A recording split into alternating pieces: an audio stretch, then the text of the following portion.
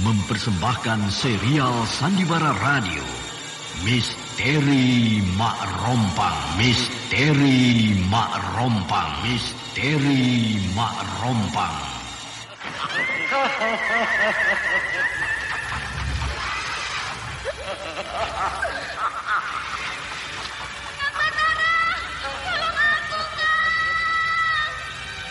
Cepat kemari, Wulan.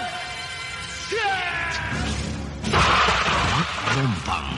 Kisah bangkitnya kembali setiap 200 tahun. Seorang anak manusia yang dapat berganti wajah dan wujud. Terkadang menjadi seorang gadis cantik teramat cantik. Terkadang menjadi seorang nenek tua renta buruk rupa yang selalu menimbulkan prahara dan malapetaka mengerikan bagi umat manusia.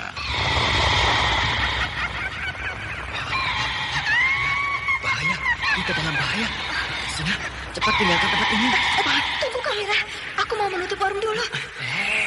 Jangan pikirkan warungmu, pikirkan nyawamu. Hei, menjauh. Tuk Tunggal bilang menjauh. Takut itu berawa panas. Tuk Tunggal ada di mana, Wira?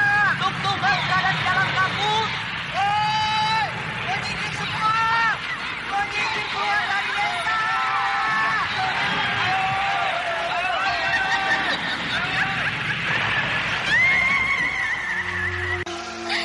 Kang Batara bicara sungguh-sungguh. Iya, karena saya mencintaimu, Wulandari. Mak Rompang diselingi pula tawa ria penuh canda serta kisah cinta kasih yang penuh dengan liku-pilu kehidupan dari dua insan manusia. Awas di belakangmu, Wulandari.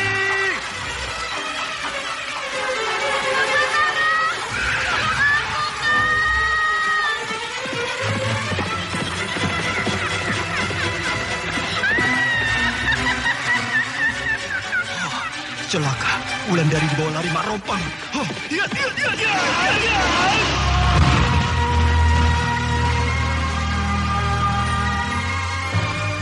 Didukung artis-artis terkenal Ferry Fadli, Yvonne Rose, Anna Sambayon, dan sederet bintang-bintang terkenal lainnya.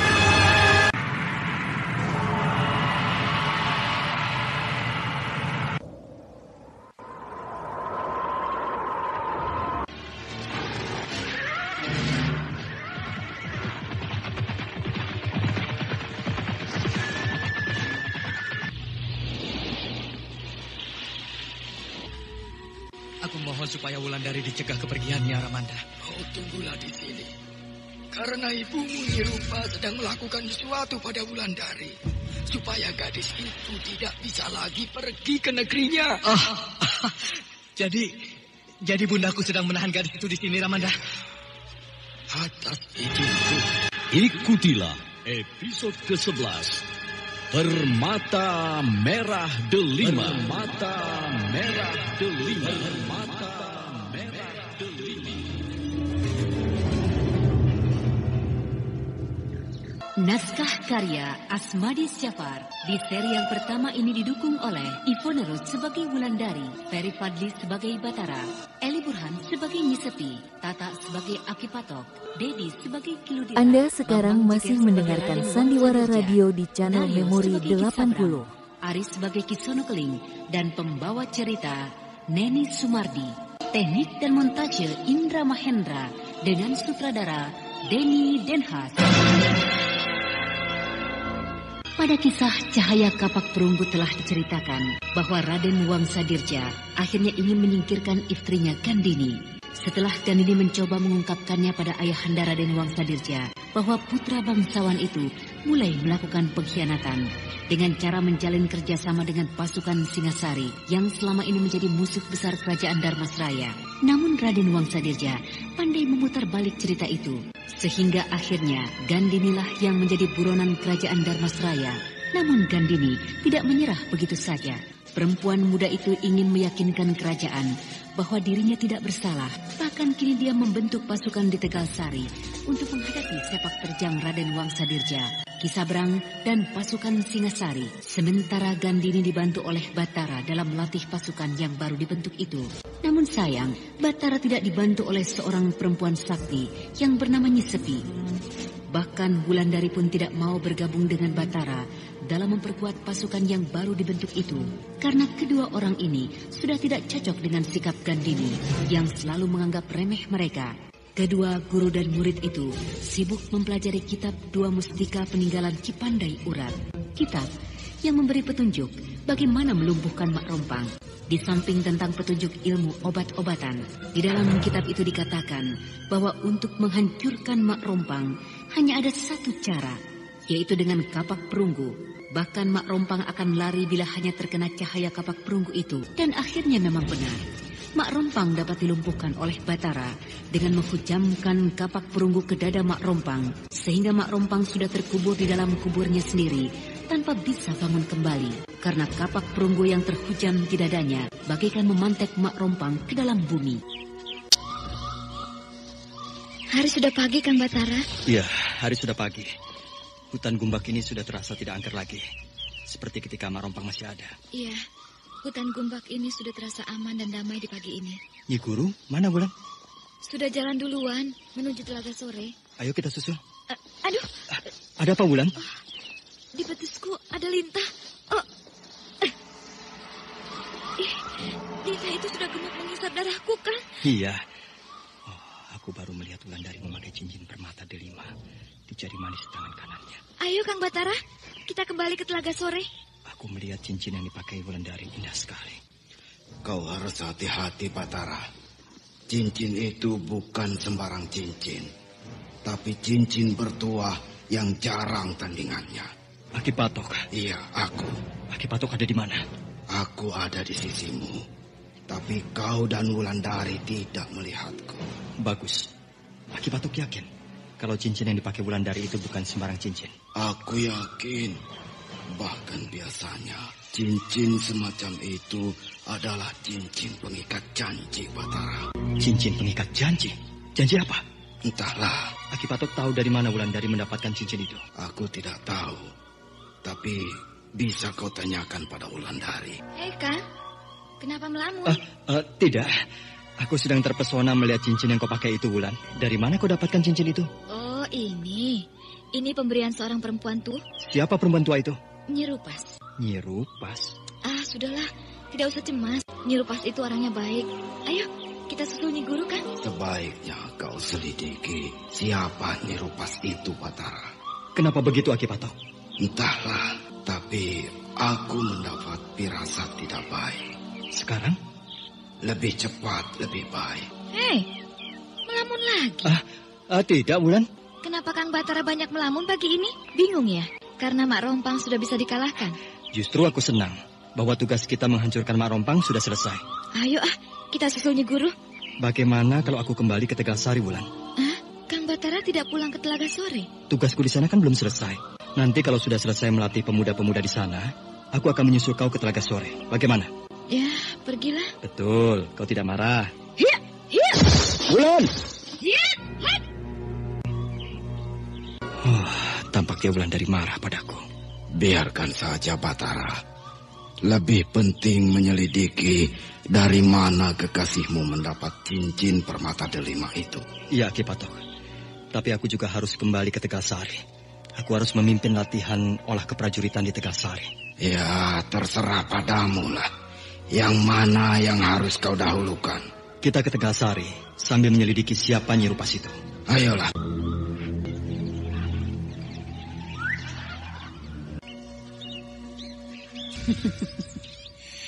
Apa yang kau tunggu, Wulandari? Sejak tadi aku lihat kau gelisah terus. Menunggu Kang Batara, Nyi Guru? Bukankah dia berjanji akan kemari? Iya, tapi dia pergi ke Tegalsari dulu. Mungkin sebentar lagi, Wulandari. Atau mungkin juga besok baru dia datang. Kenapa harus besok, Nyi Guru? Ya, sifat Batara banyak mirip dengan sifat gurunya Ki Mujur. Ki Mujur itu sama seperti dia. Bahkan kadang-kadang sampai berbulan-bulan baru Ki Mujur muncul di hadapanku. Kenapa harus sampai begitu, Nyi Guru? Ki Mujur selalu mendahulukan urusan yang dianggapnya lebih penting daripada menemuiku. Dan alasan itu bisa aku terima, Wulan. Sehingga aku bertambah kagum pada Ki Mujur. Dan bukankah urusan di Tegalsari adalah urusan yang penting? Tapi... Tidak usah kau risaukan. Nanti Batara juga akan muncul kemari. Istirahatlah. Mari kita nikmati pagi yang teramat cerah ini. Pagi yang belum pernah terasa olehku secerah hari ini. Karena Mak Rompang telah dapat kita hancurkan bersama. Iya, Nyi Guru. Justru aku ingin menikmati keindahan pagi hari ini bersama Kang Batara. Tapi sayang, keinginanku ini tidak bisa terwujud. Bagaimana Ki Ludira? Nyenyak tidurmu semalam? Saya tidak bisa tidur, Raden Wangsa. Seharusnya Ki Ludira tidur nyenyak tadi malam. Karena hari ini banyak pertanyaan yang akan aku ajukan pada Ki Ludira. Sehingga Anda akan membuat sekarang Ki Ludira masih mendengarkan Sandiwara Radio di channel Memori 80. Namun sejak kemarin saya tidak diberikan kesempatan untuk bertanya. Apa yang akan kau tanyakan padaku, Ki Ludira? Kenapa saya ditangkap, Raden? Pertanyaanmu bagus, Ki Ludira. Kau aku tangkap karena kau masih memberikan kesempatan hidup bagi Gandini dan Tembong di Tegalsari. Mereka itu bukan orang tawanan, Raden Wangsa. Itu sebabnya mereka bisa bebas hidup di mana saja. Mereka tawananku. Mereka mengkhianati kerajaan Dharmasraya. Tahu kamu? Saya tahu, Raden. Karena kedua orang itu tidak bisa aku tangkap. Sebagai gantinya, kaulah yang aku tangkap. Bahkan kalau kedua orang itu tidak bisa aku tangkap dalam 1 minggu ini, maka kaulah yang akan aku bunuh. Bunuh? Saya harus dibunuh, Raden Wangsa. Bukankah saya sedang mempersiapkan sebuah pasukan untuk membela kerajaan? Bukankah kita sedang menghadapi peperangan yang hampir mengalahkan kita, Raden Wangsa? Bukankah saya membela kerajaan Raden? Perang tidak menghitung nyawa orang-orang yang berkorban. Nyawamu juga tidak aku hitung, Ki Ludira. Anggap saja kau hilang di dalam peperangan. Raden Wangsa Dirja ini tidak main-main. Dia pasti akan membunuh aku. Di mana saya sekarang ini, Raden? Karena sejak saya ditangkap, saya tidak tahu saya dibawa kemana. Karena mata saya ditutup oleh pengawal Raden. Kau berada di Mentilin, Ki Ludira? Ki Sabrang? Ya, aku?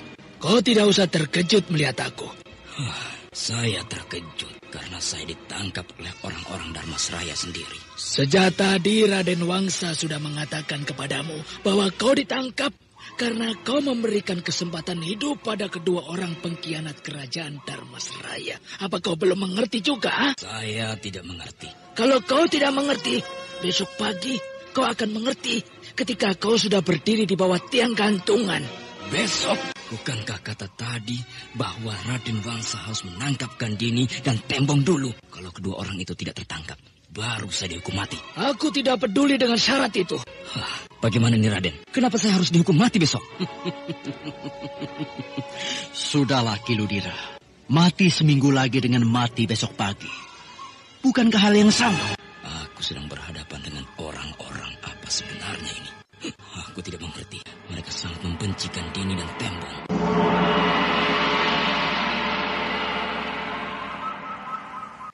Hari sudah pagi.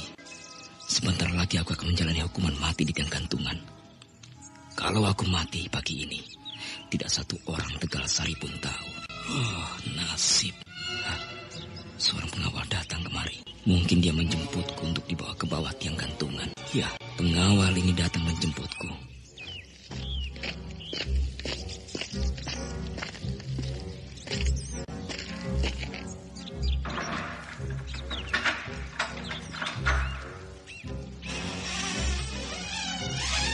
Ayo, keluar kamu. Apakah ikatan tanganku tidak dilepas? Jangan banyak bicara kamu. Ayo. Kalau tanganku terikat, sangat tersiksa rasanya aku berjalan ke tiang gantungan. Ayo ikut aku. Cepat. Iya. Sialan. Pengawal ini tidak bisa aku tipu. Kemana aku dibawa oleh pengawal ini? Kemana kita ke sana? Alun-alun. Untuk apa ke sana? Yang gantungannya di sana. Jadi, aku akan dihukum gantung pagi ini. Aku kan pembela kerajaan Dharmasraya. Jangan bicara padaku. Jadi kepada siapa aku harus bicara? Bicaralah nanti pada Raden Wangsa Dirja. Kalau sampai aku dihukum mati, kau juga ikut bersalah, pengawal. Karena kau telah menggiring aku ke tiang gantungan itu. Berarti kau pengkhianat bangsa. Kau berpihak pada Singasari. Aku memang berpihak kepada Singasari. Jadi kau berpihak kepada Singasari? Iya. Karena aku adalah prajurit Singasari. Prajurit Singasari? Aku sedang berhadapan dengan siapa sebenarnya ini? Orang-orang kerajaan Dharmasraya kah? Atau orang-orang Singasari? Lalu siapa sebenarnya Raden Wangsadirja? Siapakah sebenarnya Ki Sabrang? Berpihak pada Dharmasraya kah? Atau pada Singasari? Kita sudah sampai. Tiang gantungan sudah mereka siapkan. Di samping tiang gantungan itu sudah berdiri Raden Wangsadirja, Ki Sabrang, dan yang seorang lagi aku tidak kenal siapa dia. Ayo, maju ke sana. Sialan prajurit Singasari itu. Seenaknya saja dia mendorongku. Pagi ini kau tampak lesu, Kiludira. Tapi tidak apa. Sebentar lagi kau tidak akan lesu. Kau akan aku gantung di tiang ini. Kau tampak takut sekali, Kiludira. Siapa yang tidak takut menghadapi hukuman mati, Ki Sabrang? Kau bisa selamat dari hukuman mati pagi ini. Karena orang yang berdiri di sampingku ini bersedia menolong nyawamu. Pasti orang ini juga orang yang berpihak kepada Singasari. Kau pasti belum mengenal siapa aku, Kiludira. Tapi aku sudah lama mendengar namamu. Kau petinggi desa Tegalsari, kan? Iya, siapa kisanak ini yang begitu lembut bicara pada saya? Kawan-kawanku memanggil aku Kisono Keling. Kisono Keling. Apakah Kisono Keling orang mentilin ini? Bukan. Aku seorang pedagang yang membeli lada-lada dari daerah ini. Namun perdagangan ladaku semakin hari semakin dipersempit. Bahkan pernah aku diusir dari negeri ini. Ya, karena Dharmasraya lebih suka berdagang lada pada orang-orang dari Aceh atau dari Timur Tengah daripada menjual hasil ladanya kepadaku. Padahal aku belum pernah mengecewakan kerajaan Dharmasraya. Siapa Kisanak Keling ini? Kalau Kiludira mendapat perlakuan seperti yang aku alami, apakah yang akan Kiludira kerjakan? Ya, tentu saja marah. Begitu juga aku, Kiludira. Aku menjadi marah karena aku diperlakukan semena-mena di negeri ini oleh Raja Dharmasraya. Ketika itu aku tidak sanggup melawan raja karena aku tidak punya kekuatan sama sekali. Sehingga aku melapor pada rajaku. Maka rajaku memberi aku pasukan untuk mengamankan perdagangan ladaku di negeri ini. Maka kini aku berdiri di sini sebagai seorang perwira rajaku. Raja yang maha mulia Sri Baginda Kertanegara yang memerintah kerajaan Singasari. Rupanya aku berhadapan dengan seorang perwira Singasari. Rupanya desa Mentilin ini sudah menjadi daerah kekuasaan orang-orang Singasari. Kiludira masih berdiri di bawah tiang gantungan dengan tangan terikat ke belakang. Sedangkan Ki Sabrang, Kisono Keling dan Raden Wangsadirja memandangnya dengan sangat hina. Pagi itu Kiludira akan dihukum mati oleh Raden Wangsadirja karena Kiludira tidak bisa menyerahkan Gandini dan Tembong kepada Raden Wangsa. Apalagi di saat-saat Kiludira sudah berdiri di bawah tiang gantungan, tiba-tiba muncul Kisono Keling yang tampaknya ingin mengorek keterangan dari Kiludira tentang pasukan yang dibentuk di Tegalsari. Sementara itu, Batara mulai merasa curiga ketika dia melihat Wulandari memakai sebentuk cincin bermata merah delima. Sehingga diam-diam Batara pergi menyelidiki dari mana Wulandari mendapatkan cincin merah delima. Cincin yang menurut Aki Patok berasal dari sebuah kekuatan gaib yang bisa membahayakan Wulandari. Nah, kalau Kiludira mau bicara terus terang padaku, maka Kiludira akan selamat dari hukuman gantung ini. Bicara terus terang apa yang dikehendaki Kisono Keling pada diri saya? Apa sebabnya Kiludira tidak mau menyerahkan Gandini dan Tembong kepada kedua orang ini? Tidak ada sebabnya. Kalau begitu kenapa tidak diserahkan saja kedua orang itu kepada mereka ini? Saya tidak berhak menyerahkan kedua orang itu. Karena kedua orang itu bukan tawanan saya, Kisono Keling. Mereka orang-orang yang bebas, merdeka. Disitulah letak kesalahan Kiludira. Sehingga terpaksa pagi ini Kiludira berdiri di bawah tiang gantungan. Itu bukan kesalahan saya, Kisono Keling.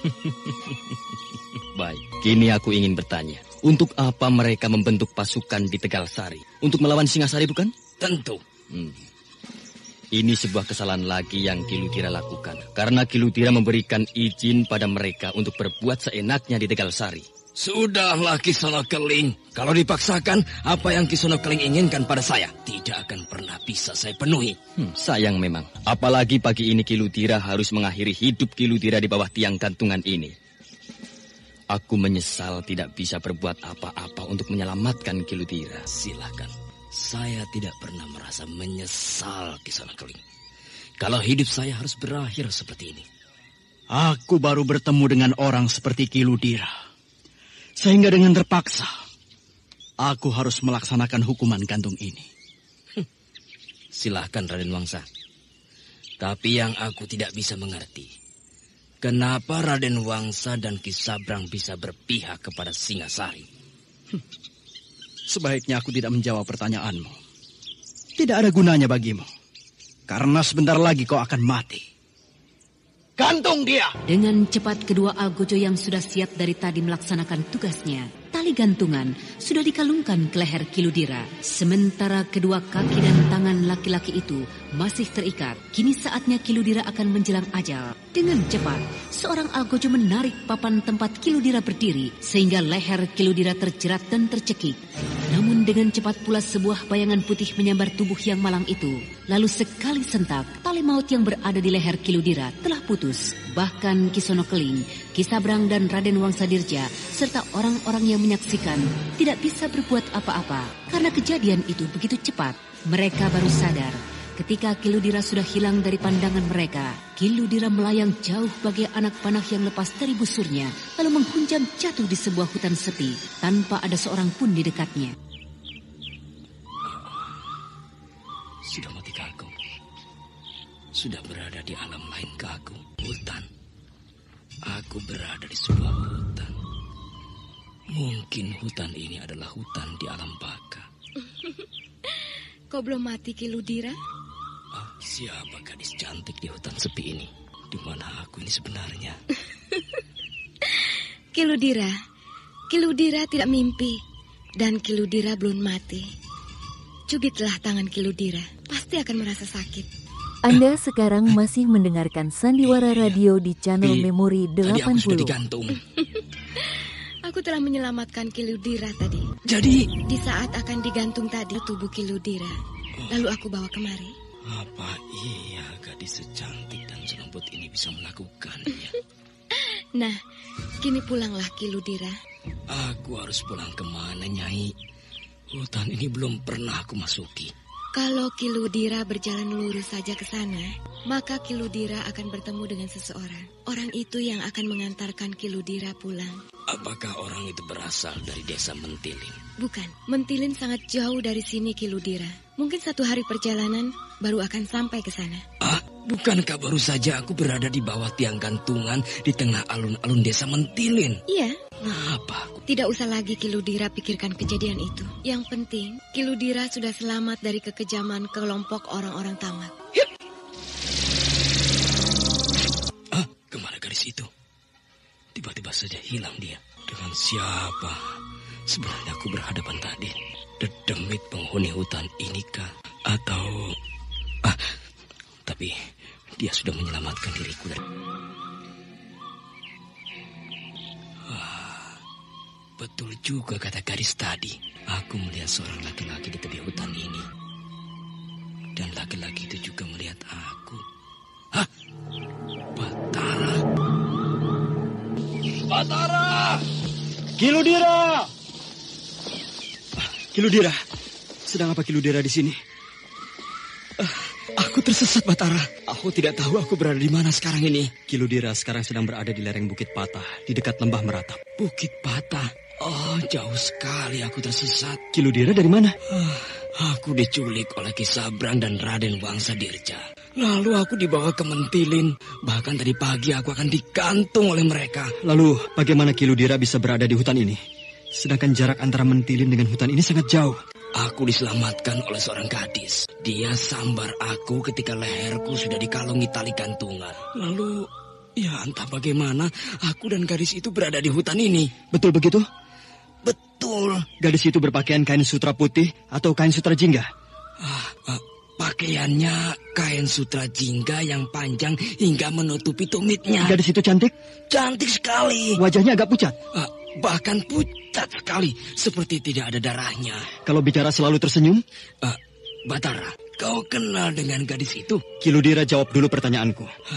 Semua yang kau tanyakan itu cocok dengan apa yang aku lihat. Kalau begitu pasti dia. Kau kenal dengan gadis itu, Batara? Kenal. Siapa gadis itu, Batara? Tunggu. Apa, Ki? Rasa-rasanya aku juga pernah bertemu dengan gadis itu sebelum kejadian ini. Di mana Kiludira bertemu dengan dia? Ya, baru aku ingat. Gadis itu pernah datang ke Tegal Sari malam hari. Dia datang berdua dengan bapaknya. Nama bapaknya... Nama bapaknya Kirabumi? Betul. Dan anaknya bernama... Andita. Iya. Andita. Aku berhadapan dengan Andita itu tadi. Jadi rupanya kau kenal dengan mereka, Batara? Kenal, Ki. Siapa mereka sebenarnya? Ya, mereka itu penghuni Lembah Meratap. Aku sudah berhadapan dengan penghuni Lembah Meratap. Ki Ludira tidak usah bingung. Mereka itu tidak jahat. Iya, mereka juga sudah menyelamatkan Tegal Sari dari serangan burung-burung gagak. Jadi mereka pernah menyelamatkan Tegal Sari? Iya, mereka lah yang mengusir Mak Rompang dan burung-burung gagak siluman itu. Rupanya mereka ingin betul-betul menolong kita. Andita selalu membayang-bayangi kemana aku pergi. Ayo Ki, kita ke Tegal Sari. Siapa tahu orang-orang di Tegal Sari sudah cemas memikirkan Ki Ludira. Pasti begitu. Ki Ludira? Oh, Kang Batara? Batara? Ki Ludira dari mana? Ki Ludira bertemu dengan Mak Rompang? Dan kau dari mana, Batara? Tenang. Apa yang sudah terjadi di sini dan Ayu Kandini? 3 hari yang lalu, Ki Ludira menghilang dari Tegal Sari ini. Sedangkan pada malam harinya terjadi serangan Mak Rompang dan burung-burung silumannya. Lalu? Nah, prajurit-prajurit Tegal Sari juga melihat Batara berada di desa ini pada malam itu. Tapi ketika serangan Mak Rompang datang, Batara pun hilang entah kemana. Sehingga kami semua menyangka bahwa Batara mati di tangan Mak Rompang. Celaka. Jadi Mak Rompang membunuh orang-orang desa ini? Tidak. Sejak malam itu desa ini aman-aman saja. Tidak ada terjadi apa-apa. Mak Rompang telah hancur. Hancur bagaimana, Kang Batara? Mak Rompang tidak akan pernah datang lagi ke dunia ini. Karena dia telah dihancurkan dengan kapak perunggu. Kapak perunggu? Iya, kapak perunggu milikku, Kandini. Sehingga tidak ada lagi musuh yang harus kita hadapi. Wah, syukurlah kalau begitu. Bahkan kita harus merayakan kemenangan ini dengan sebuah pesta yang besar, Batara. Betul kan, Kandini? Kenapa kau murung, Kandini? Aku kini memikirkan bagaimana menghadapi orang-orang Singasari. Ya, sebaiknya memang begitu. Pekerjaan kita belum selesai. Kita harus menghadapi orang-orang Singasari. Iya, musuh kita yang lain masih ada. Kita harus pikirkan bagaimana cara kita menghadapi mereka. Kurang ajar. Gagal aku. Mak Rompang telah hancur. Hancur di tangan Kang Batara. Tapi aku belum percaya kalau belum aku buktikan sendiri. Maaf Ki Ludira, aku permisi. Dan Ayu mau kemana? Mau istirahat. Bukankah besok aku harus melatih pasukan Tegal Sari lebih giat lagi? Iya. Besok kita harus berlatih lebih giat lagi. Tapi kau belum mendengar apa yang dialami oleh Ki Ludira, Kandini? Maaf Kang Batara, aku mengantuk sekali. Mungkin besok pagi aku bisa mendengar cerita Ki Ludira. Iya, dan Ayu tampaknya lesu sekali. Dan Ayu harus istirahat. Maaf, aku permisi. Iya, dan Ayu. Aneh, Kandini seolah-olah tidak senang mendengar ceritaku. Aku tidak percaya mendengar cerita Kang Batara. Siapa tahu Mak Rompang sedang menyiapkan kekuatan yang besar untuk menghancurkan Ki Ludira. Sehingga benar-benar aku yang akan menjadi pimpinan di Tegal Sari ini sesuai dengan janji Mak Rompang padaku. Aku ingin tahu apa yang sedang dipersiapkan oleh Mak Rompang. Akan aku coba bicara dengan Mak Rompang melalui bunga kemboja ini. Mak Rompang, aku Gandini ingin bertemu denganmu. Mak Rompang, aku Gandini ingin bicara denganmu. Mak Rompang. Mak Rompang! Mak Rompang! Mak Rompang tidak datang. Mak Rompang tidak bicara apa-apa. Atau Mak Rompang memang sudah hancur seperti yang dikatakan oleh Kang Batara. Aku tidak punya andalan lagi. Aku tidak punya kekuatan lagi. Hidup Ki Ludira! Hidup Ki Ludira! Hidup Ki Ludira! Hidup Ki Ludira! Ki Ludira, pasukan Tegal Sari tampaknya sangat gembira dengan kehadiran Ki Ludira di alun-alun desa pagi ini. Ya, berarti rakyat Tegal Sari masih mencintai aku sebagai pimpinan mereka, Batara. Iya, Ki. Mereka sangat mencintai Ki Ludira. Sehingga mereka sangat gembira melihat Ki Ludira bisa hadir kembali di tengah-tengah mereka. Bukankah begitu, Gandini? Iya, Kang. Baiklah. Aku akan bicara dengan mereka, biar mereka puas. Silakan, Ki. Saudara-saudara penduduk Tegal Sari yang aku cintai. Hidup Ki Ludira! Hidup Ki Ludira! Hidup Ki Ludira! Tunggulah. Saat seperti ini pasti akan tiba untukku. Lalu aku juga akan dielu-elukan, bahkan disembah-sembah oleh rakyat desa Mentiling. Karena akulah yang berhak duduk sebagai pimpinan desa itu, bukan Ki Sabrang. Ki Ludira berpidato di hadapan rakyat dan pasukan Tegal Sari yang tengah berkumpul di alun-alun. Ki Ludira berpidato berapi-api. Bahkan di dalam pidatonya, Kiludira mengungkapkan apa yang sudah dialaminya di desa Mentilin, sehingga kini timbul kebencian rakyat Tegal Sari pada Ki Sabrang dan Raden Wangsadirja, bahkan mungkin juga pada rakyat desa Mentilin. Gandini sangat kecewa karena cita-citanya untuk... Anda sekarang masih mendengarkan Sandiwara Radio di channel Memori 80. Bukanlah orang biasa Raden Wangsadirja. Begitu mudah dia meloloskan diri dari hukuman gantung yang akan merenggut nyawanya. Kalau saja dia orang biasa, orang yang tidak memiliki ilmu, tentu Kiludira sudah tergantung menjadi mayat. Aku juga tidak menyangka kalau Kiludira itu mempunyai ilmu yang tinggi. Tiba-tiba saja dia melesat bagikan anak panah lepas dari busurnya, lalu hilang di angkasa. Padahal tali yang untuk menjerat lehernya sudah dikalungkan. Aku takut kalau Kiludira akan membalas dendam. Dia dan pasukan Tegal Sari mungkin saja menyerang desa ini. Itulah sebabnya seorang pemimpin harus memiliki ilmu yang tinggi, Ki Sabrang. Sedangkan Ki Sabrang tidak bisa apa-apa. Didorong sedikit saja pasti sudah jatuh.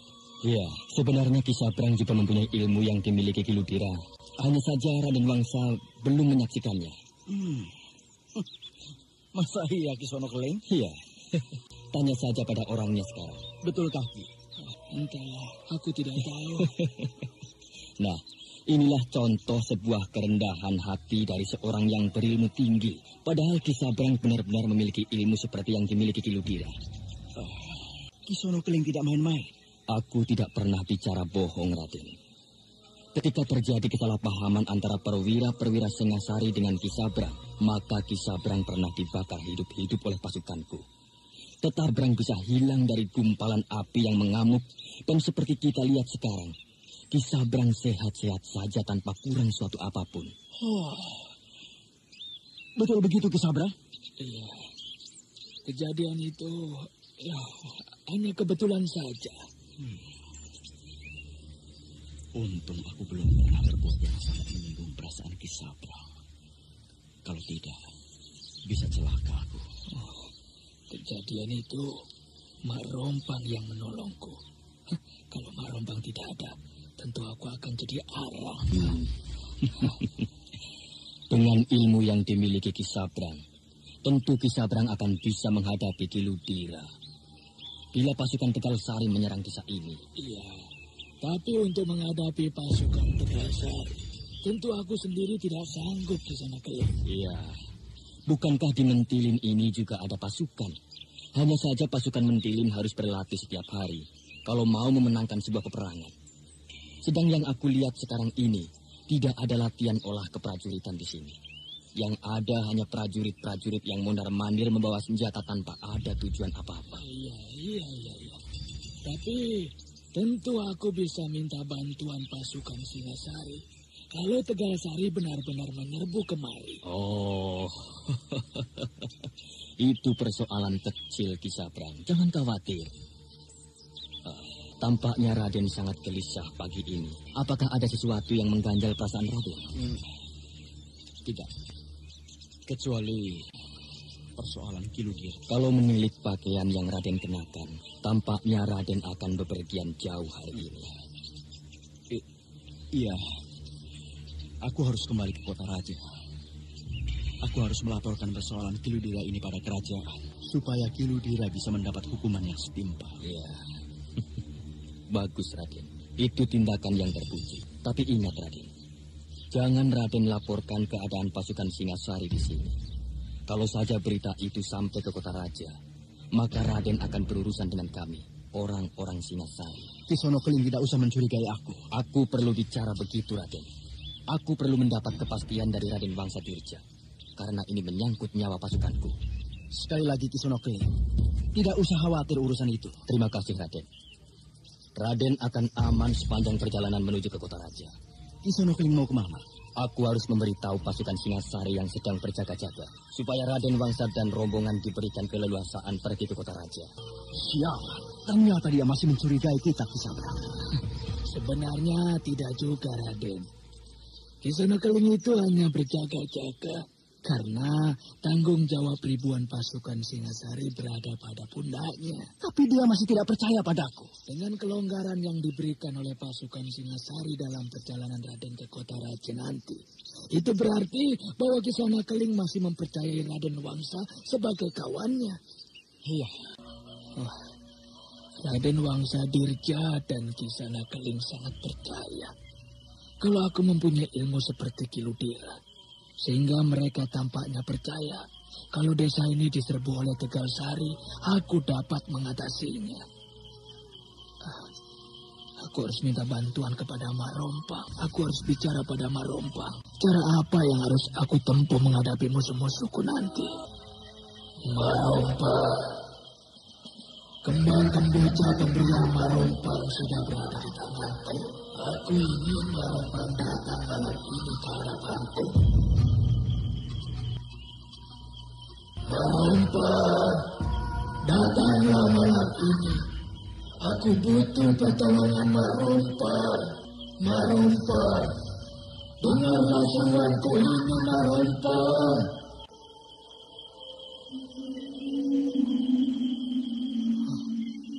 Tidak bisa aku panggil. Mak Rompang tidak mau datang aku panggil. Apakah Mak Rompang sedang marah padaku? Padahal kembang kemboja ini masih segar aku simpan. Bahkan di lenganku juga ada gambar kembang kemboja. Gambar kembang kemboja di lenganku ini mulai mengerut. Kenapa ya? Dan bahkan bisa mengelupas kalau aku cabut begini. Gambar kembang kemboja di lenganku ini terkupas dan hilang. Kini tinggal bekasnya saja lagi. Ada apa ini? Aku harus mencari Mak Rompang ke hulu sungai Tembesi.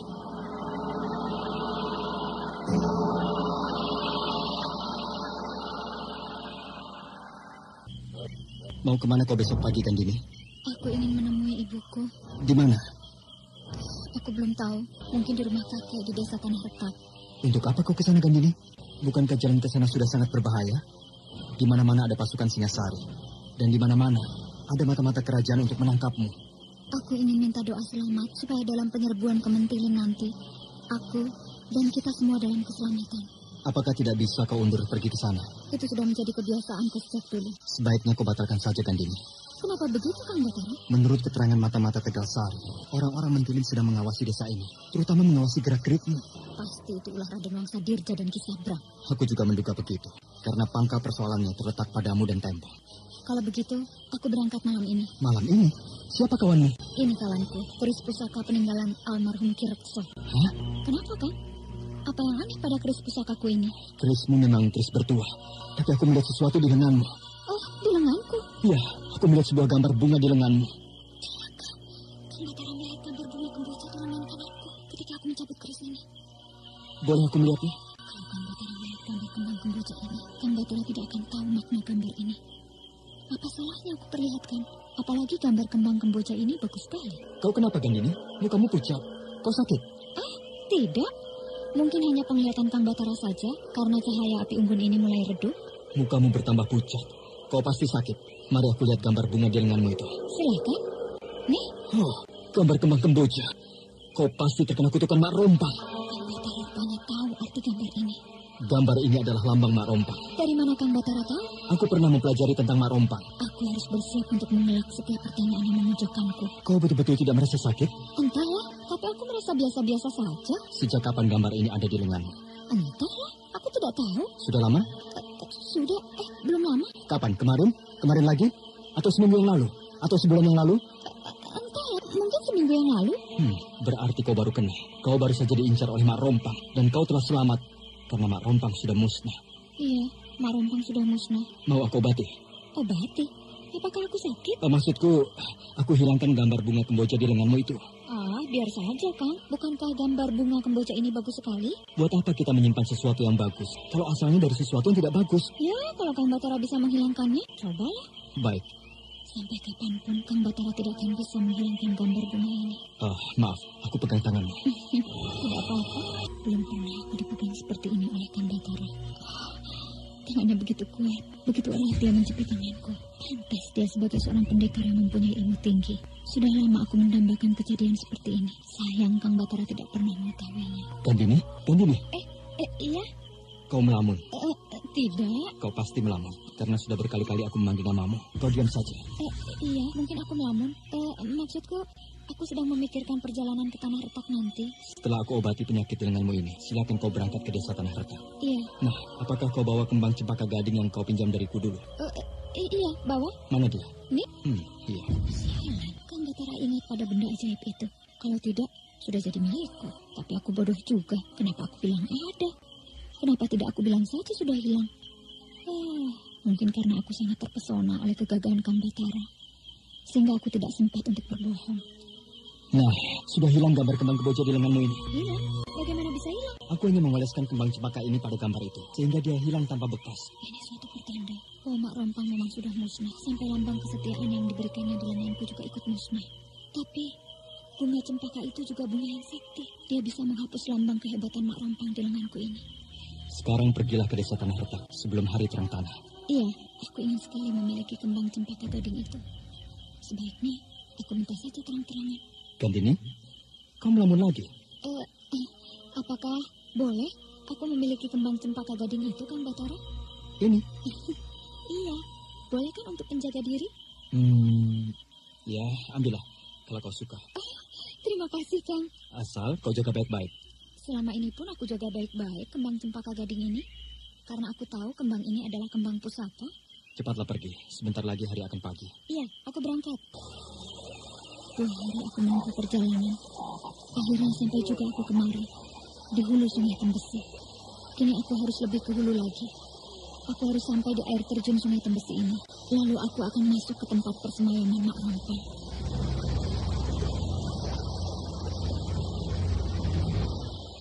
Dengan langkah yang perlahan namun hikmat, Gandini menuju ke air terjun hulu Sungai Tembesi. Lalu dia duduk di atas batu menghadap ke gua. Di balik air terjun itu, gua tempat persemayaman Mak Rompang. Gandini masih tidak percaya dengan kehancuran Mak Rompang, sehingga dia berangkat malam hari dari Tegal Sari menuju hulu Sungai Tembesi, tempat persemayaman Mak Rompang. Begitu pula Ki Sabrang. Laki-laki itu berniat untuk pergi juga ke sana, memastikan apakah Mak Rompang masih mau menolongnya. Karena sudah beberapa kali Ki Sabrang memanggil Mak Rompang, tapi Mak Rompang tidak pernah datang. Sementara itu Raden Wangsa Dirja sangat tersinggung dengan sikap Ki Sono Keling yang masih mencurigai dirinya. Bahkan Ki Sono Keling juga mempersiapkan pasukan untuk menghadang Raden Wangsa dalam perjalanan ke kota raja. Bila anak bangsawan itu bertindak merugikan pasukan Singasari. Aku harus duduk bersila menghadap ke arah air terjun itu. Aku harus bersemedi, mengheningkan cipta, supaya tubuhku bisa menembus dinding air terjun itu. Sehingga aku akan sampai di jalan setapak di balik air terjun.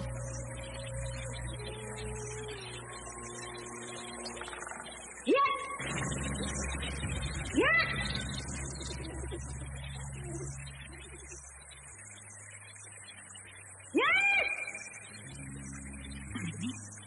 Kekuatanku tidak bisa menembus air terjun itu. Seperti ada dinding batu karang yang keras panas. Di balik air terjun itu ada jalan menuju tempat persemayaman Mak Rompang. Bagaimana caranya agar aku bisa berada di balik air terjun itu? Jarak dari tempat ini ke sana sangat jauh. Tidak mungkin dilempati. Kalau aku berenang ke sana, aku pasti tenggelam. Air terjun itu jatuh bergemuruh dengan sangat dahsyat. Lebih baik aku panggil saja Mak Rompang dari sini. Mak Rompang! Mak Rompang!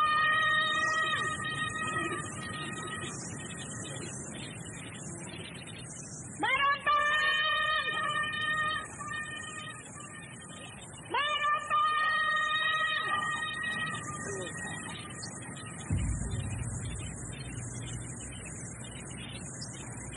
Tidak ada tanda-tanda bahwa Mak Rompang mendengar panggilanku.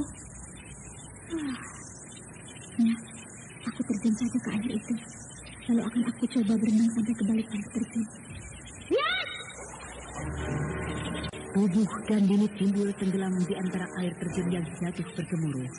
Bahkan setiap Gandini mencoba untuk menembus dinding air terjun itu, dia terlempar, bahkan tenggelam untuk beberapa lama, seolah-olah tubuh yang padat berisi itu tidak ada artinya di antara gemuruh air yang bagaikan mengamuk diusik oleh ulah Gandini, sehingga Gandini tampak mulai putus asa.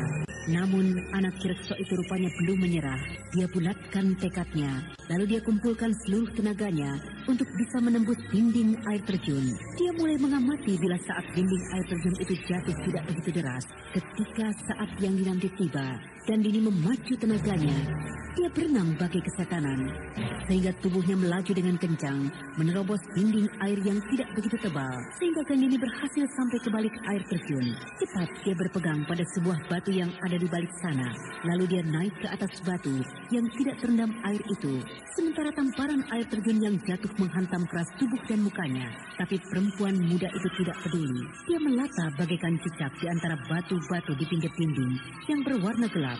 Dia mencari jalan setapak ke arah persemayaman Mak Rompang. Matanya liar melihat ke sana kemari.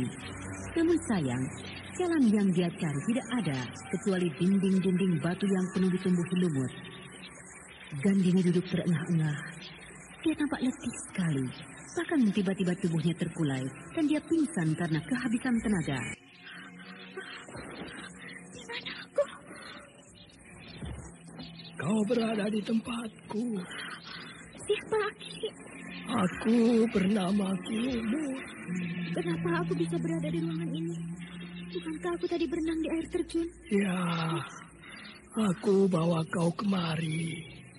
Karena kau pingsan di atas batu di balik air terjun hulu sungai Tembesi.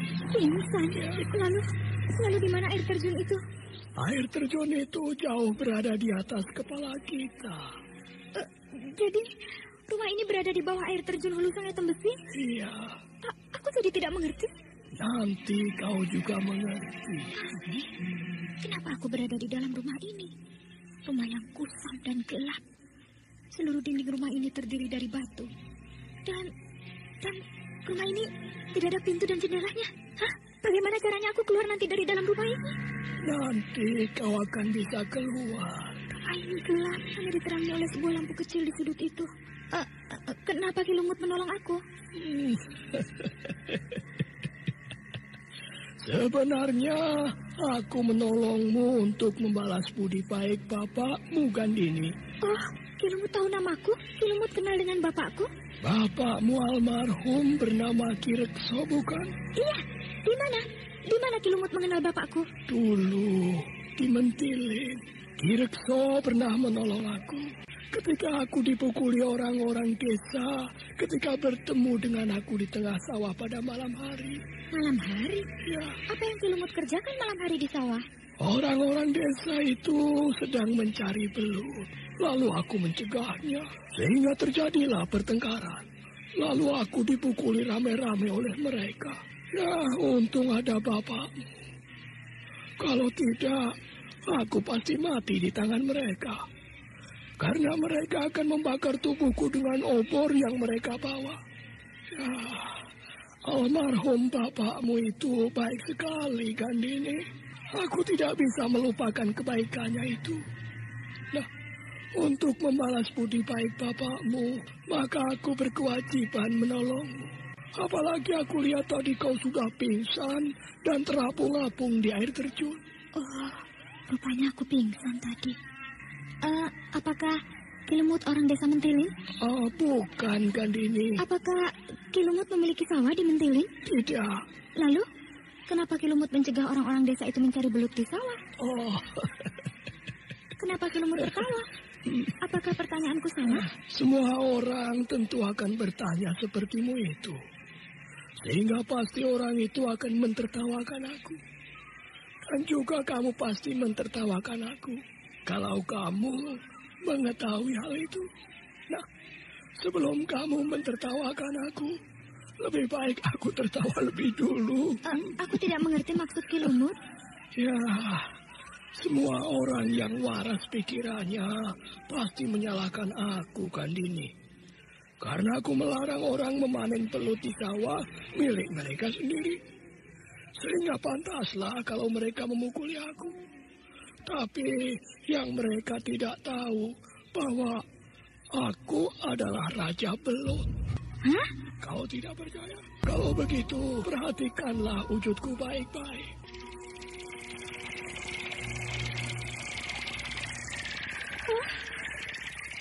Belut putih sangat besar, tapi seluruh tubuh belut putih ini penuh lumut.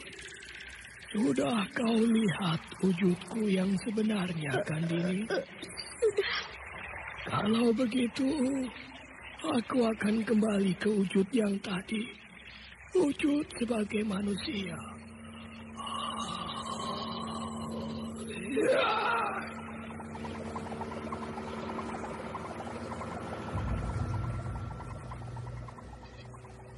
Nah, aku sudah kembali ke wujud sepertimu. Apakah Bapakku tahu kalau Ki Lumut adalah seekor belut putih? Ki Rekso tidak pernah tahu, Kandini. Kalau saja orang-orang yang memukuli Ki Lumut tahu kalau Ki Lumut sebenarnya bukan manusia, pasti mereka takut. Ya, mungkin juga. Suara apa itu, Ki Lumut? Oh, itu suara air terjun yang ada di atas kita. Kenapa baru terdengar sekarang olehku? Mungkin di atas sana sedang hujan deras. Oh, begitu. Nah, untuk membalas budi Ki Rekso, maka aku akan memberimu sebuah hadiah. Aku harap kau mau menerimanya, Kandini. Apakah yang akan Ki Lumut berikan padaku? Aku akan memberimu sebuah ilmu. Ilmu belut putih. Oh, betul itu? Betul. Kalau kau memiliki ilmu ini, maka kau tidak akan bisa ditangkap oleh musuhmu. Bahkan kau bisa merubah dirimu menjadi seekor belut. Betul begitu, Ki Lumut? Betul, Kandini. Hanya musuh yang tidak bisa kau hadapi dengan ilmu ini bila musuhmu itu mempergunakan api. Oh, begitu? Ya. Nah, minumlah air ini. Air apa? Hitam pekat begini? Air ilmu belut putih. Kalau kau minum air itu, maka kau sudah memiliki ilmu belut putih, Kandini. Kalau begitu, aku minum air ini. Memang harus kau minum. Minum dan habiskan. Baik. Bau amis. Jangan muntahkan, Kandini. Ayo, minum. Minum semuanya. Habiskan, Kandini. Ayo. Ya. Jangan dimuntahkan. Anda sekarang masih mendengarkan Sandiwara Radio di channel Memori 80. Wah, bagus. Sebentar lagi rasa mualmu akan hilang. Bagaimana? Sudah mulai hilang bau amis. Berarti ilmu belut putih sudah ada di dalam dirimu. Sekarang kau bisa pergi meninggalkan tempatku ini, Kandini.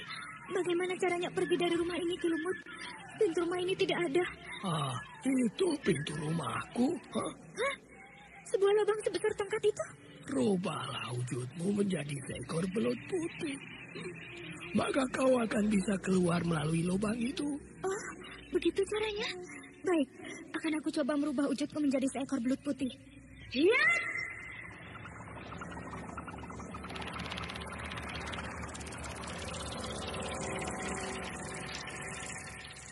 Nah, anak Ki Rekso itu sudah berubah menjadi seekor belut putih.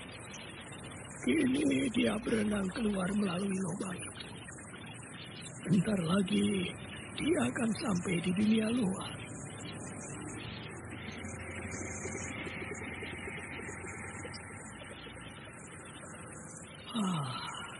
Aku sekarang sudah merasa lega.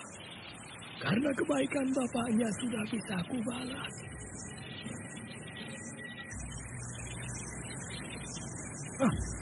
Kandini tiba-tiba muncul dari dalam air terjun itu. Nah. Ini dia berenang ke tepi. Aku harus bersembunyi supaya dia tidak melihatku. Anak Ki Rekso itu memang tinggi ilmunya.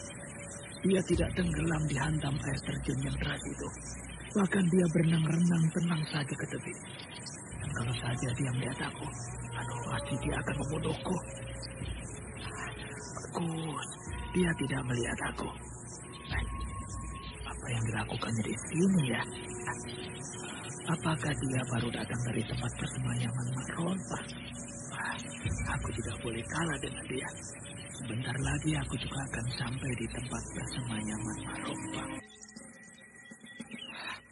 Aku sudah tidak bisa berhubungan dengan Mak Rompang. Mungkin Kandini sudah bicara yang aneh-aneh pada Mak Rompang, sehingga Mak Rompang benci kepadaku.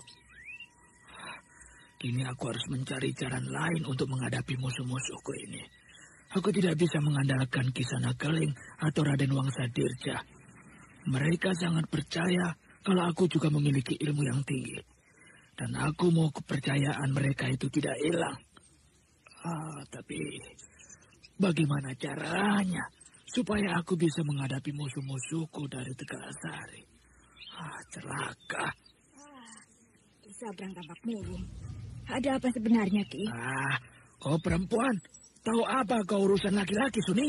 Sebagai istri, tentu wajib aku mengetahui yang menyusahkan hati Kisabrang. Sehingga membuat Kisabrang murung sekali. Iya, aku sedang bingung memikirkan musuh-musuhku, Suni. Musuh? Musuh yang mana, Ki? Bukankah sekarang Kisabrang sudah bertambah aman?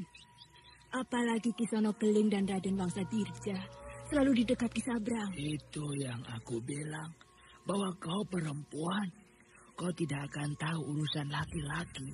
Siapa tahu aku bisa mengurangi kemurungan Kisabrang. Asal aku tahu apa yang membuat Kisabrang murung seperti ini. Kau tidak akan bisa memikirkannya, Suni. Ya, siapa tahu, Ki. Baiklah, asal kau tahu saja. Kau tahu bahwa sebentar lagi aku tidak akan jadi petinggi desa ini, Suni. Hah? Kenapa? Apakah Kisabrang dipecat oleh Sri Bagina Maharaja? Bukan. Lalu, kenapa, Ki? Anak Ki Rekso sedang menyusun kekuatan di Tegalasari. Kandini? Ya, Kandini. Dia sedang membentuk dan melatih pasukan di sana. Lalu setelah kuat, dia berniat untuk merebut kekuasaanku di Mentilin ini. Kenapa Kisabrang harus cemas? Bukankah Kisono Keling dan Raden Wangsadirja siap membantu Kisabrang? Tampaknya mereka tidak akan membantu aku. Kalau persoalan yang aku hadapi hanya sebegitu, karena mereka menganggap aku memiliki ilmu yang hebat. Celaka. Tapi kenapa Kisabrang cemas? Ya, karena aku tidak memiliki ilmu seperti yang mereka duga, Suni. Oh, begitu. Aku juga baru tahu. Tapi ilmu-ilmu yang lain aku punya, Suni. Iya, aku tahu. Kisabrang sudah sering menceritakannya padaku. Istriku juga tidak boleh tahu kalau aku tidak mempunyai ilmu sama sekali. Nanti dia akan seenaknya padaku. Kenapa Kisabrang harus takut menghadapi Kandini? Bukankah desa Mentilin juga mempunyai prajurit-prajurit yang bisa diandalkan? Ya, tapi aku tidak akan bisa menghadapi Kandini. Kisabrang masih duduk dengan wajah murung. Sedangkan istrinya berpikir bagaimana memecahkan persoalan ini. Kalau saja Kisabrang tidak lagi jadi petinggi desa Mentilin, tentu dirinya pun tidak jadi istri petinggi desa lagi. Tentu dirinya akan diremehkan oleh orang-orang sekitar. Nah, kebetulan kau datang pagi-pagi begini, Ulung. Ada apa kira-kira, Nyai Lurah? Kisabrang mencarimu. Di manakah Kisabrang, Nyai? Ada di dalam tuh, di ruang pertemuan. Apakah boleh saya masuk, Nyai Lurah? Iya, masuklah. Memang kau ditunggu sejak kemarin. Iya, baik. Permisi, Nyai. Iya.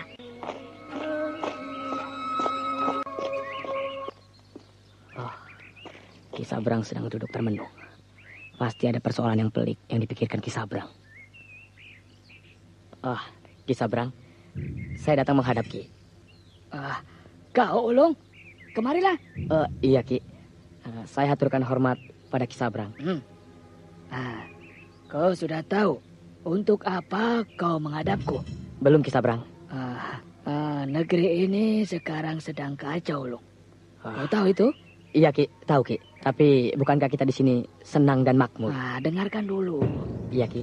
Desa tempat kita bermukim ini juga sedang kacau. Ah, kacau. Rasanya tidak Ki. Dengarkan dulu. Iya Ki Sabrang. Desa ini kacau. Karena sebentar lagi desa ini akan diserbu oleh Tegal Sari. Tegal Sari? Nah, ternyata kau belum tahu. Kalau Tegal Sari akan menyerang kita kan? Iya Ki, belum tahu. Tapi kita tidak usah takut Ki Sabrang. Pasukan Mentilin akan menghancurkan mereka. Kalau mereka berani masuk kemari Ki. Kamu yang tahu kekuatan mereka atau aku, Ulung? Iya, tentu saja Ki Sabrang. Nah, pasukan Tegal Sari itu sekarang sedang berlatih olah keprajuritan setiap hari. Sedangkan pasukan kita tidak pernah ada latihan seperti itu. Bahkan pasukan Tegal Sari dipimpin oleh Gandini dan Tembong. Wah, Gandini? Apakah Batara juga ikut bergabung di sana, Ki Sabrang? Nah, itulah yang aku cemaskan, Ulung. Walau aku belum mendengar ada Batara di Tegal Sari. Tapi bagaimana dengan Kisana Keling, Ki? Dan dengan Raden Wangsadirja? Sudahlah, jangan kau bertanya panjang lebar lagi.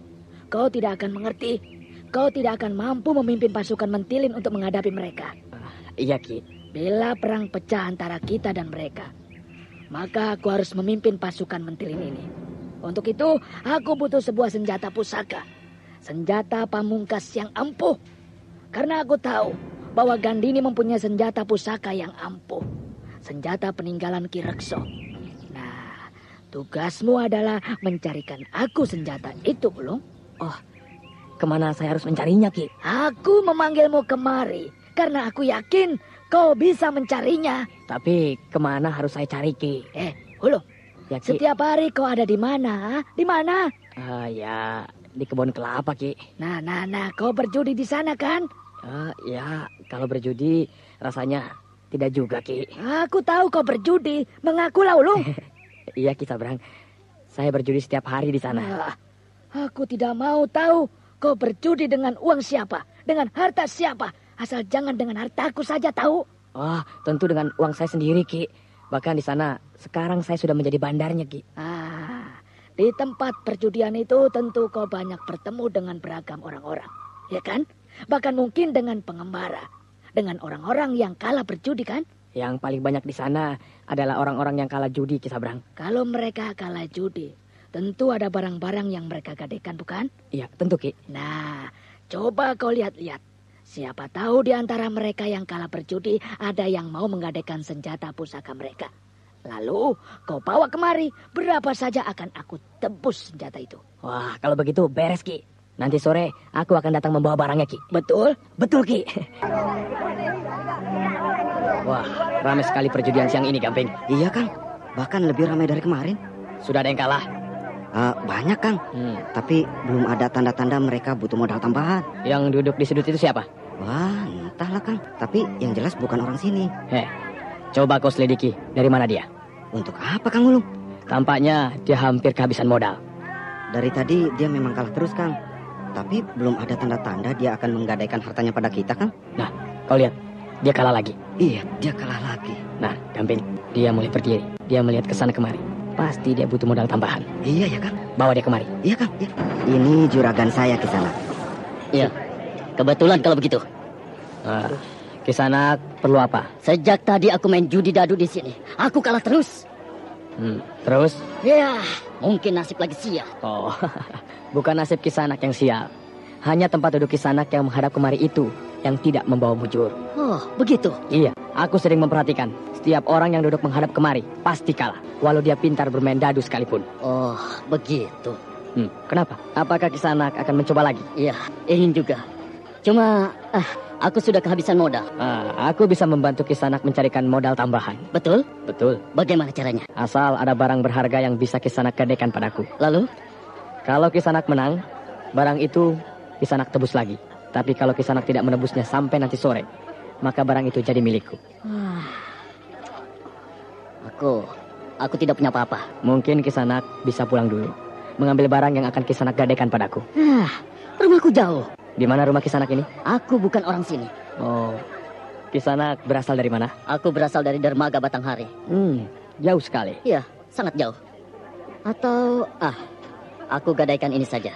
Wah, batu cincin seperti itu di sini tidak ada harganya Kisanak. Tapi ini batu cincin pusaka dari kakekku. Ya, tapi ini tidak harganya. Biar Kisanak berikan padaku batu cincin ini. Aku tidak mau. Kalau begitu, aku tidak ada apa-apa lagi. Sayang sekali. Sehingga Kisanak tidak bisa menebus kekalahan Kisanak di sini. Aku sudah banyak kalah sejak tadi malam. Aku ingin menebusnya. Atau Kisanak masih punya benda pusaka yang lain? Tidak ada, kecuali batu cincin ini. Di dalam bungkusan Kisanak ini apa? Tidak ada apa-apa, kecuali kain beberapa lembar. Atau Kisanak mau menggadaikan keris Kisanak itu? Wah, jangan. Ini keris pusaka, tidak bisa. Aku tidak bisa menggadaikan atau aku jual kepada siapapun. Ya, kalau begitu, aku tidak bisa membantu Kisanak untuk memberikan modal tambahan untuk menebus kekalahan Kisanak dalam bermain dadu di sini.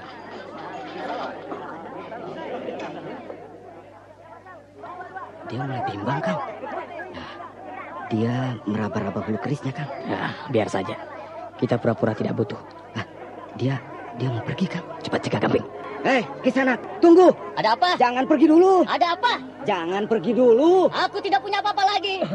Kisanak bisa menggadaikan keris Kisanak itu dengan harga yang tinggi. Dan kalau Kisanak menang, kan Kisanak bisa menebusnya kembali. Siapa tahu sore ini nasib Kisanak mujur. Iya, betul. Aku jamin Kisanak, juraganku itu tidak pernah rendah kalau menghargai senjata-senjata pusaka. Ayolah. Kenapa Kisanak kembali? Kata kawan Kisanak ini, Kisanak akan memberikan harga yang tinggi bila aku menggadaikan keris pusakaku ini. Oh, tentu. Karena ini benda pusaka. Tapi tadi Kisanak tidak menghargai sama sekali batu cincin pusakaku ini. Oh, kalau senjata pusaka dibandingkan sebuah batu cincin, tentu berbeda. Senjata pusaka adalah menyangkut nyawa bagi yang mempergunakannya. Sedangkan batu cincin, tidak. Baik. Berapa Kisanak menghargai kerisku ini? Bila aku gadaikan. Coba aku lihat. Silakan. Keris Kisanak ini bagus sekali.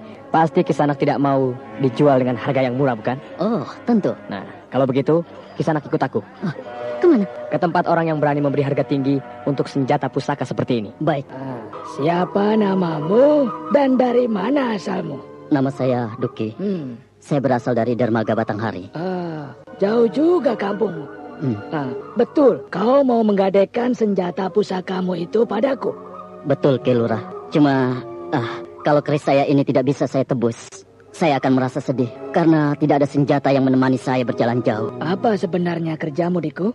Saya pencari benda-benda pusaka, Ki Lurah. Oh, begitu. Lalu? Kalau benda pusaka itu saya dapat, maka akan saya jual kepada orang yang berminat. Oh, begitu. Kenapa kamu sampai kemari? Apakah ada benda pusaka yang kamu cari? Ya, ada, Ki Lurah. Benda apa yang kamu cari itu? Sebuah kapak perunggu sakti. Kapak perunggu sakti? Dari mana kamu tahu ada kapak perunggu sakti, Diku? Dari mimpi, Ki Lurah. Mimpi? Iya. Apakah kapak perunggu itu ada di desaku ini? Belum tahu, Ki Lurah. Tapi menurut mimpi saya, ya, di sekitar daerah ini. Apa kehebatan kapak perunggu itu, Diku? Anda sekarang masih mendengarkan Sandiwara Radio di channel Memori 80. Sedangkan mata kapak itu sangat berbisa. Tergores sedikit saja, maka kita pun akan mati. Kamu yakin kehebatan kapak perunggu itu begitu, Diku? Ya, benar. Begitu yang saya lihat dalam mimpi itu, Ki Lurah. Kalau begitu, akan aku beri kau uang untuk mencari kapak perunggu itu. Tapi dengan syarat, bila kapak itu kau temukan, kau harus menjualnya kepadaku. Tapi harganya sangat mahal, Ki Lurah.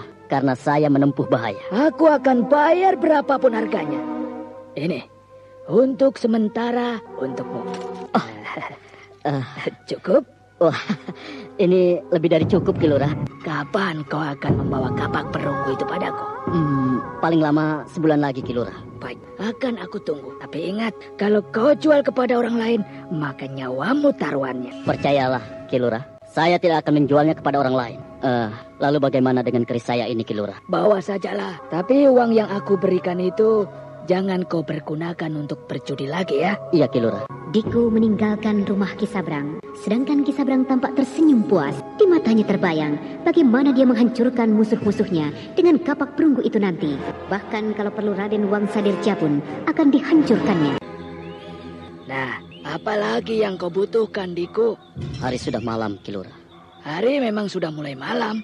Kalau saya kembali ke tempat judi, uang ini pasti saya habiskan. Aku kan sudah bilang padamu tadi bahwa uang yang aku berikan itu jangan kau pergunakan untuk berjudi. Iya, Ki Lurah. Jadi aku mohon, apakah boleh aku bermalam di sini? Supaya aku tidak tidur di rumah judi itu. Oh, itu maksudmu. Kalau begitu kau tidur saja di rumahku ini. Di belakang sana, di dekat kandang kuda ada kamar untukmu. Terima kasih, Ki Lurah. Wah, sialan. Dia sudah dapat uang yang sangat banyak, diberi kamar untuk tidur. Sedangkan aku belum pernah mendapat perlakuan seperti ini dari Ki Sabrang. Padahal aku ini kan tukang pukul Ki Sabrang. Ulung, antarkan dia ke belakang sana. Iya, Ki Lurah. Sana, kau bodoh. Bodoh? Kenapa aku? Nanti aku katakan. Nah, inilah kamar Kisanak. Oh, iya, terima kasih. Semoga Kisanak bisa tidur nyenyak malam ini. Iya, tunggu dulu. Ada apa lagi? Tadi Kisanak bilang bahwa aku ini bodoh. Kenapa Kisanak bilang begitu? Tentu saja Kisanak bodoh.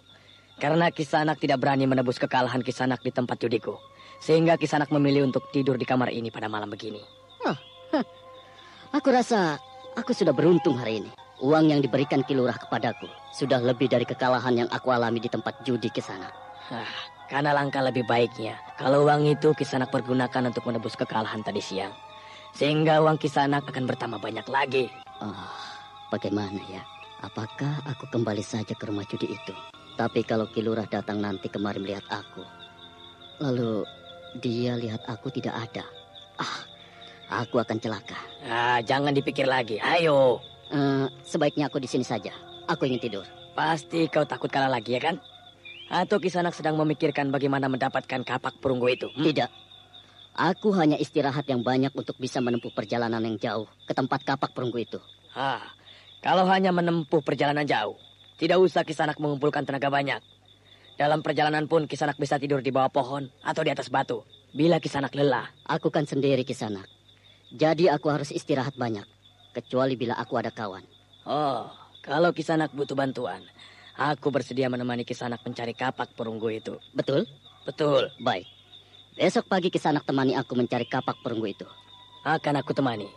Asal aku tahu kemana tujuan kita besok pagi. Kita pergi ke hutan Gumbak. Hutan Gumbak? Kalau tidak salah, menurut cerita orang-orang tua, hutan Gumbak itu angker. Iya, memang angker. Tapi tidak usah takut. Aku sudah biasa menghadapi tempat-tempat yang angker. Baik. Di mana kapak perunggu itu adanya? Di dalam kuburan tua. Apakah di dalam kuburan itu ada mayatnya? Ada. Mayat itu sudah berumur ratusan tahun. Sedangkan kapak perunggu itu kini tertancap di dada mayat di dalam kuburan itu. Oh, begitu. Dari mana Kisanak tahu kalau di sana kapak perunggu itu berada? Aku kan sudah bilang bahwa aku tahu dari mimpi. Aku bermimpi didatangi oleh seorang perempuan tua. Bahkan perempuan tua itu adalah mayat di dalam kuburan itu. Dia minta supaya kapak perunggu itu dicabut dari dadanya. Sehingga dia akan merasa tentram di alam sana. Lalu dia ceritakan kepadaku kehebatan kapak perunggu itu. Sehingga aku berminat untuk mendapatkan kapak itu dan sekaligus menolong penderitaan mayat perempuan tua itu. Apakah dia menyebutkan namanya pada Kisanak? Iya, namanya cukup seram. Seram? Apakah ada namanya yang seram? Iya, ada. Perempuan itu bernama Mak Rompang. Mak Rompang. Nah, sampai bertemu besok pagi.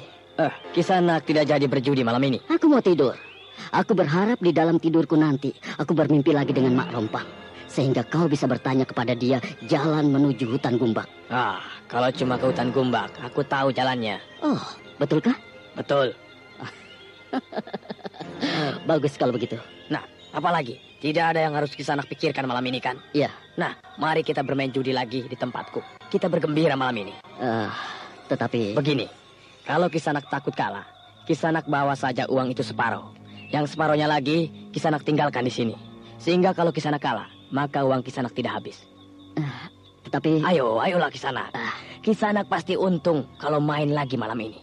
Aku yakin keberuntungan Kisanak ada malam ini. Betulkah itu? Buktinya, dengan mudah Kisanak mendapat uang yang banyak dari Ki Lurah. Bukankah itu keberuntungan? Iya, baik. Ayolah. Nah, kalau begitu, tinggalkan separuh uang Kisanak di kamar ini. Iya. Kau lihat dia itu, Kasan. Yang mana, Kang Ulung? Itu, yang memakai ikat kepala abu-abu itu. Oh iya. Seret dia keluar. Lalu? Kau habisi dia. Kenapa dia, Kang Wulung? Bikin ribut dia di sini? Tidak. Hanya dia sudah banyak menang sejak tadi. Uang penjudi-penjudi yang lain sudah habis di keruknya. Siapa dia sebenarnya, Kang Wulung? Dia itu pengembara. Dia ingin mencari senjata pusaka yang sangat mahal harganya. Bahkan dia membawa uang yang banyak. Lalu? Kita rampok uangnya. Oh, beres, Kang. Dan setelah itu, kau temani aku mencari senjata pusaka itu. Apakah Kang Wulung tahu tempat senjata pusaka itu? Tahu. Beres, Kang. Beres. Tapi bagaimana cara menghabisinya, Kang? Kau cari saja persoalan dengan dia. Bisa kan? Oh, bisa, Kang, bisa. Kerjakan sekarang. Iya, Kang. Kasang berhasil menyeret Iku ke semak-semak itu. Dasar dia tukang pukulku yang hebat. Kasang mulai menghajar mangsanya. Tunggu dulu. Kisanak siapa? Jangan banyak tanya kamu.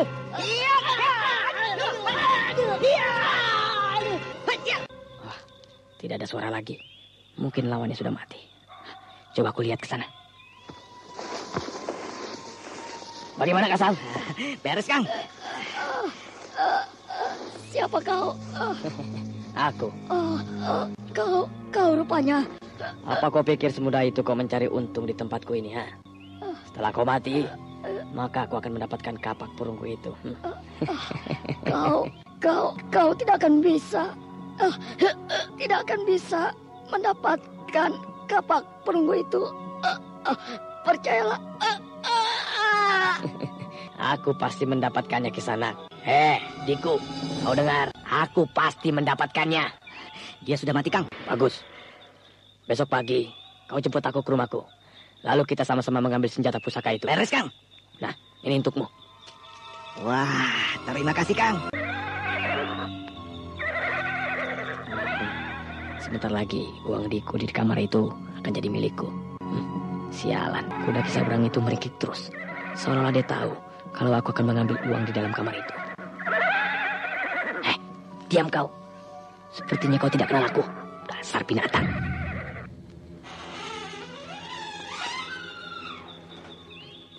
Kalau tidak salah, di bawah tikar ini uang itu disembunyikan. Hop. Wah, berantakan uang ini. Paksa aku pungut satu persatu. Oh, banyak uangku. Diku! Celaka. Kisabrang datang. Diku? Dia tidak ada, Ki Lurah. Kau, Long? Iya, Ki. Kau? Pantas kudaku meringkik terus. Apa yang kau kerjakan di dalam kamar ini, ya? Memeriksa orang itu, Ki Lurah. Takut-takut kalau dia pergi berjudi lagi. Ada dia? Tidak ada, Ki Lurah. Pasti dia pergi lagi berjudi. Saya rasa juga begitu, Ki Lurah. Ya sudah. Biarlah dia bersenang-senang, asal dia bisa mencari kapak perunggu itu. Iya, Ki. Tapi kau perlu mengawasinya, Ulung. Maksud Ki Lurah? Kalau dia bawa lari kapak perunggu itu, habisi saja dia, ya. Wah, kalau soal itu beres, Ki. Bukankah selama ini yang saya kerjakan juga begitu? Iya, aku tahu. Kita sudah masuk ke dalam hutan Gumbak, Kasang. Iya, Kang Wulung. Nah, sekarang kita kemana, Kang? Kita cari kuburan tua itu. Iya. Rasanya bukan kemari jalannya, Kang Wulung. Kemari? Bukan, Kang. Kau tahu? Kalau menurut cerita kakekku, bukan kemari jalannya, Kang. Kakekmu pernah menemui kuburan tua itu? Pernah, Kang. Katanya kita harus melalui sungai kecil lebih dulu. Nah, di seberang sungai itu terdapat kuburan yang kita cari. Begitu. Sungai kecil? Iya. Sebelah mana ya? Di sebelah sana, Kang. Oh, iya ya. Tadi kita mendengar air sungai mengalir di sebelah sana. Ayo, kita balik ke sana. Iya. Ulung dan Kasang kembali berbalik arah ke tempat semula. Sementara hutan yang mereka masuki itu masih terasa angker suasananya. Setiap saat mereka bisa menemui bahaya, namun keduanya tidak peduli. Yang penting bagi mereka adalah mendapatkan kapak perunggu. Nah, mendengar yang berbahagia, marilah kita ikuti lanjutan cerita ini pada keesokan harinya.